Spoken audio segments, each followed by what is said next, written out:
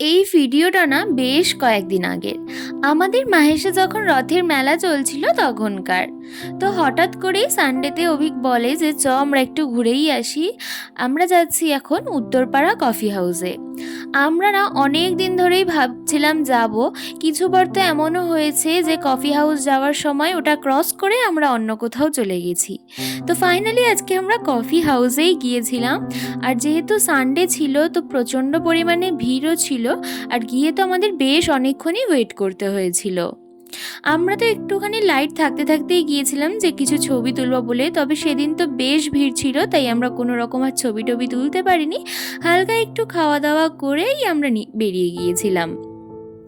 বেরোনোর পথেই অনেকক্ষণ ওয়েট করতে হচ্ছিল লিফটের জন্য, আর তাই আমি এখানে মিরর দেখে একটু দাঁড়িয়েও পড়েছিলাম। আমাদের এখানে না এই রথের মেলা যতদিন চলে যাতায়াত করতে না ভীষণ অসুবিধা হয়, এত পরিমাণে রাস্তায় ভিড় থাকে তা তো বলারই নয়। তো সেই দিনও বেরোনোর সময় ফেরার মুখে এতটা পরিমাণে ভিড় ছিল যে আমরা ক্রস করতেই পারছিলাম না, কোনোভাবে ভিতর দিয়ে বাড়ি আসতে হয়েছে। তো চলো আজকের মতো এতটাই, টাটা।